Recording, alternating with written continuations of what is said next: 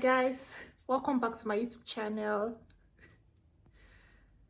Oh my god, I'm so happy this afternoon just because the sun is shining, and I didn't plan this video, but I'm going to make it just because I love the sun on my skin. I just love this, the feel of the sun. Anyway, so a few days ago I was scrolling through my Facebook page and I saw a post on the group I am on Facebook. So the post is about what not to say to someone who has just lost a child. When you're trying to sympathize, what you should not say to this person. And I saw lots of comments. And I remember that this has been on my mind to make a video about it. And I said, now is the time. I mean, I've been in a situation where I've lost something very dear to me. And I've got friends, just a few of them, surrounding me and trying to sympathize with me and trying to express their sympathy. But there are some words they uttered, which I'm sure they meant well, but didn't sit well with me. Maybe because of my emotional state then. Oh, I've not mentioned this. Please do make sure you subscribe to this channel. Oh God, I didn't prepare for this video, so I forgot the formal introduction. Welcome to my channel. Anyway, welcome to my channel. Please do subscribe to this channel. If you're a returning subscriber, thank you so much. I do not take your love for granted. Thank you.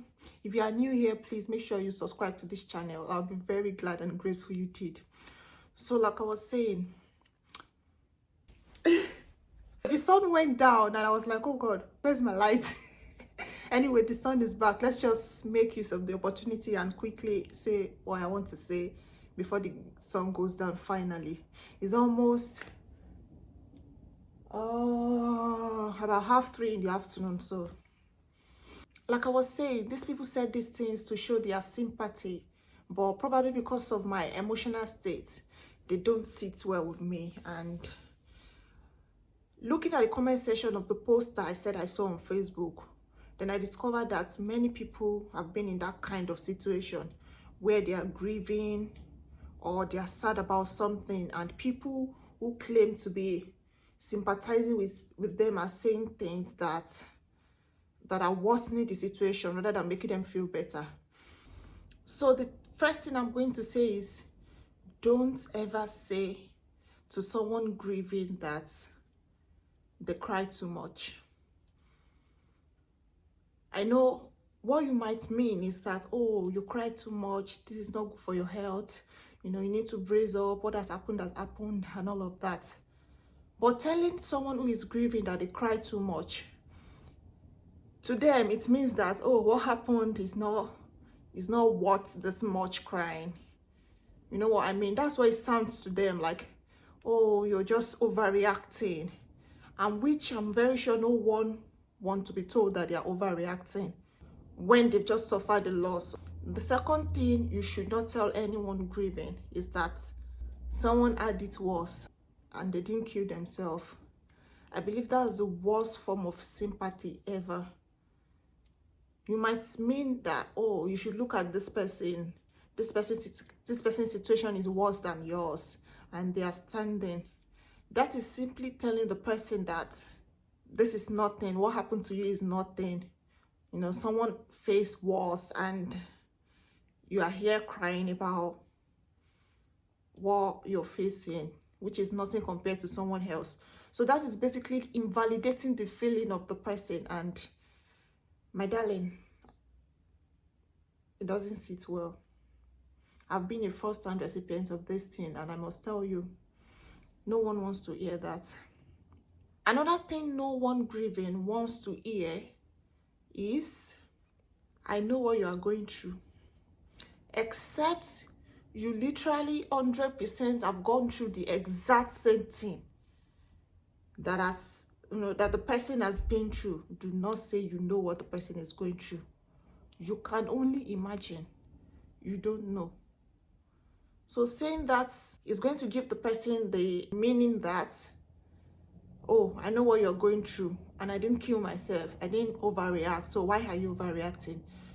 Many of these things we say, all in the name of sympathizing, encouraging, many of these things invalidate the feeling of these people. Another thing, you should not tell someone grieving or someone sad about a situation, especially for someone who has lost a loved one, someone who lost a parent, a child, a friend, and everything. You say everything happens for a reason. Probably because of our cultural and religious background, we are somehow made to believe that whatever happened because, for a greater good and all of that. But I kid you not, for someone who is grieving, the person does not see the death of a friend or the death of a family member as something that is going to lead to a greater good. And you telling the person that this happens for a reason, it's so that something bad will not happen in the future. The person grieving cannot just wrap his or her head around it. And I'm telling you, it is not helping.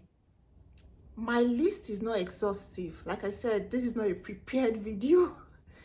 But it came to my mind. And the thing is, be very careful what you say to someone grieving. Because the person is probably in their lowest state of mind, of emotion. So everything you're going to say, try and think twice. Can this thing also be termed as this thing?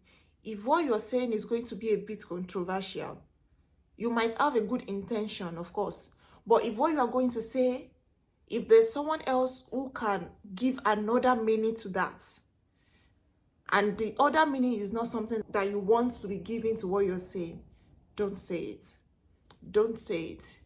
I'm very sure people who have grieved and people who have had people around them say these kind of things to them, we understand what I'm trying to say.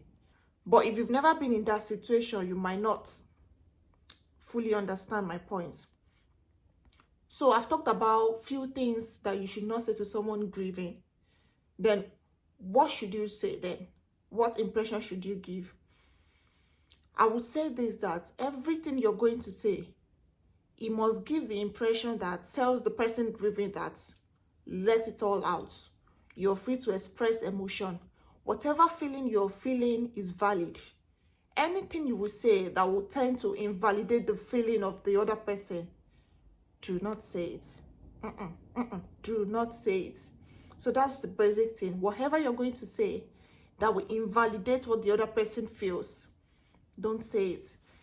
Because like I said, people are in their lowest state of mind and they don't think the way you are thinking.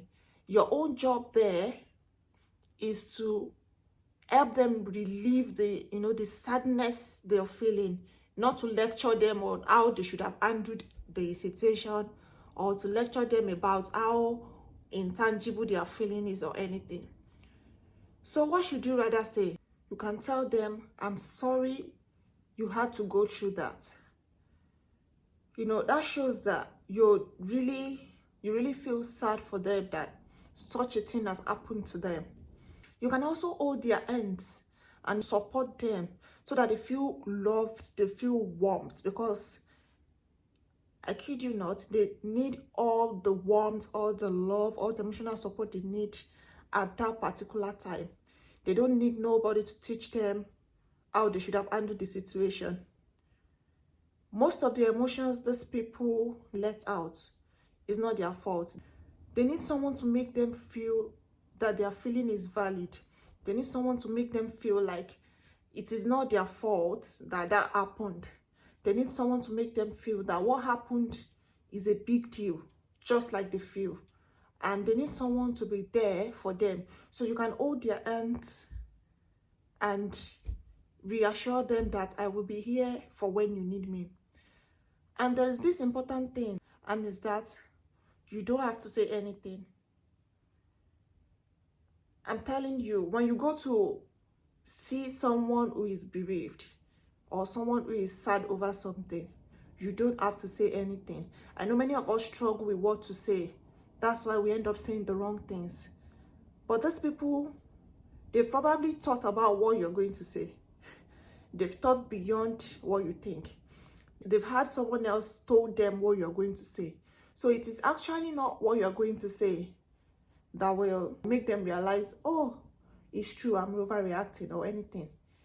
It's just that whatever you say, we have, you know, little impact on them, whether to make them more upset or to make them feel better.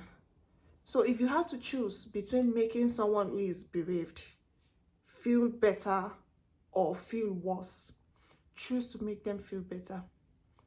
Thank you. So that's the end of today's video. If you like this video, please subscribe to this channel. Thank you so much for watching.